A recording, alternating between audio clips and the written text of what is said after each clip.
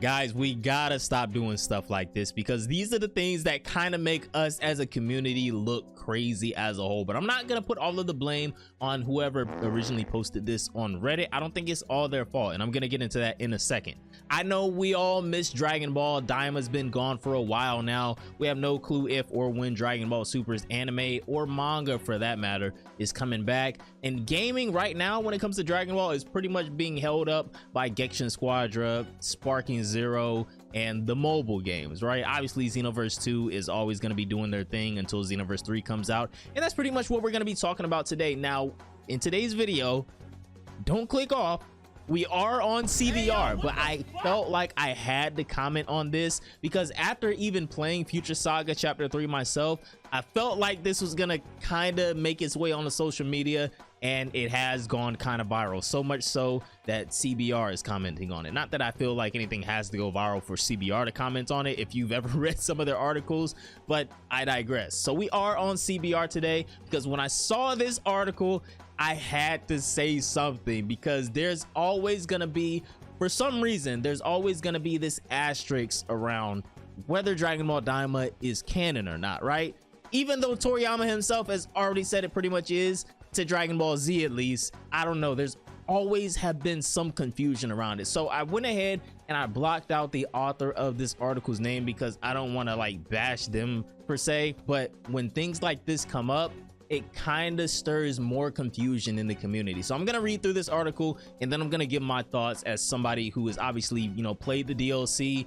I saw what was said in the DLC, but we have to remember at the end of the day, this is Xenoverse 2, but I'll get into that after we read the article. So this is gonna start off by saying, and the title of the article is Dragon Ball DAIMA is non-canon, Xenoverse confirms.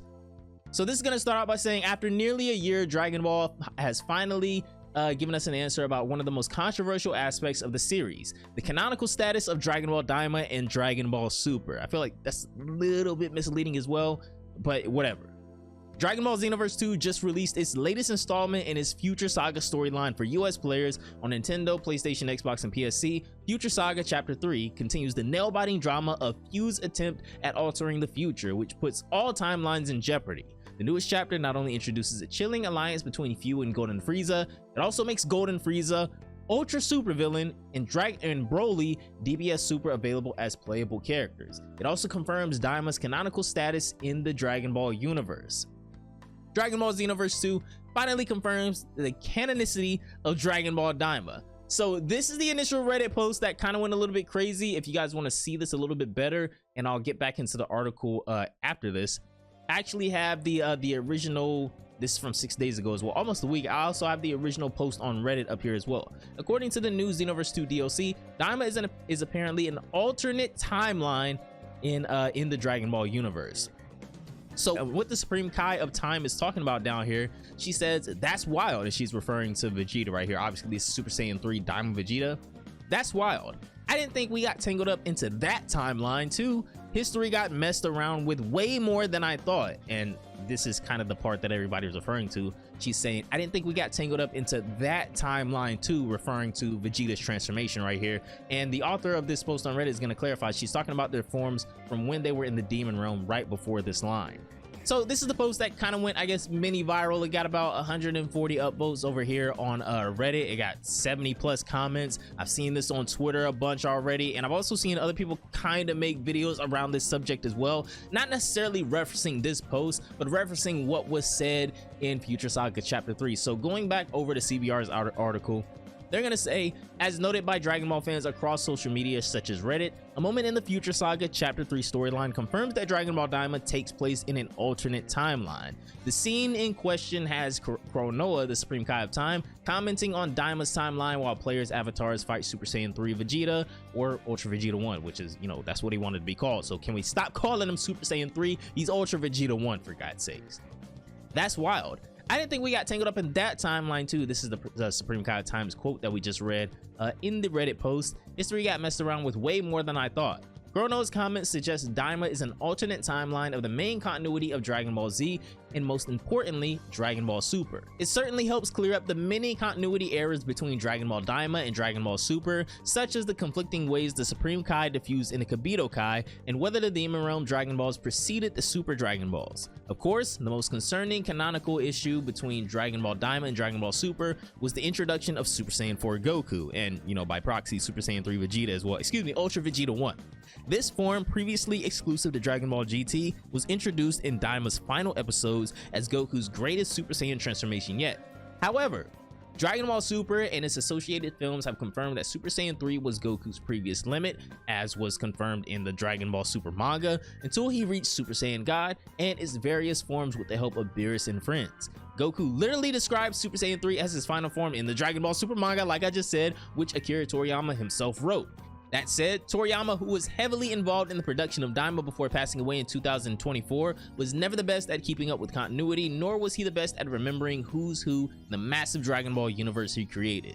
And down here, they're just pretty much doing an ad for Dragon Ball DAIMA. So what do I think about CBR's article and the Reddit post that's kind of been, getting fished around social media and all that over the past week or so?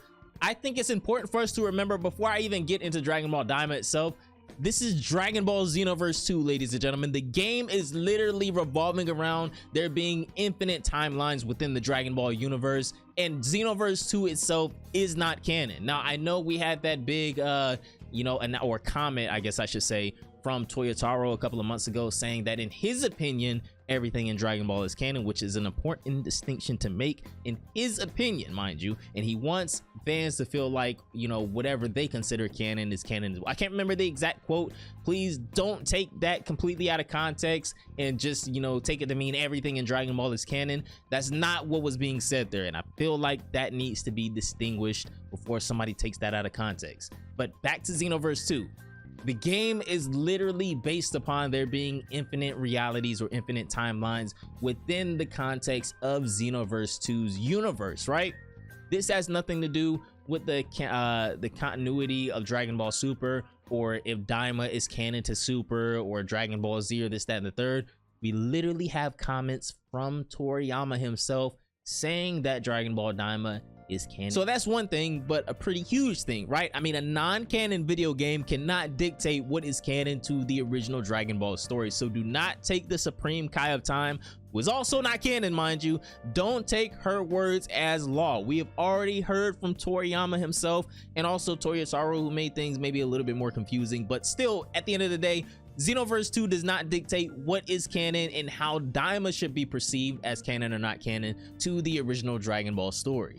Now, secondly, as we kind of know also that Dragon Ball Super and Dragon Ball DAIMA are technically kind of like two different timelines in themselves, but that doesn't mean that DAIMA isn't canon, as Toriyama already stated. And since, this is his original story, it is canon to Dragon Ball Z. Now, it being a separate timeline in of itself, I mean, the fact of the matter is there were so many changes between the Dragon Ball Super anime and the Dragon Ball Super manga. There were retcons, inconsistencies. For all we know, somewhere later on down the line, there could potentially be some type of relationship between Dragon Ball DAIMA and Dragon Ball Super that we just haven't gotten to yet, where DAIMA or aspects of DAIMA could possibly find their way into Dragon Ball Super. One of the things that I feel like should definitely make its way into at least being explained further in Super is Rhymus in the creation of the multiverse. Now, I know a lot of people want to, at least an explanation on why we never saw Ultra Vegeta 1 or Super Saiyan 4 Goku in Dragon Ball Super.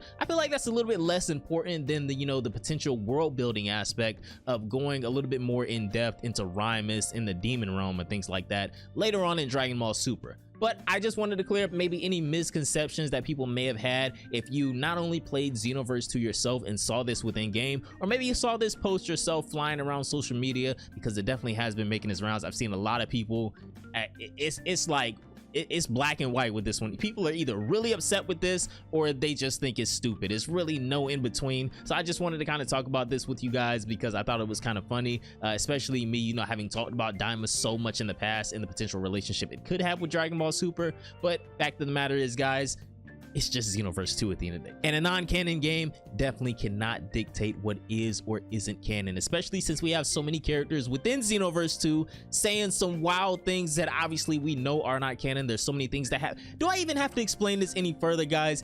It's Xenoverse 2 at the end of the day. This is like taking the story in Dragon Ball FighterZ as canon. Let's just not do it, please. All right, so that is gonna do it for this one, ladies and gentlemen. Let me know how absolutely ridiculous you think that this even went viral is down below in the comments. I had to comment on it. It was just hilarious to me. But anyways, fellas, that is gonna do it for this one.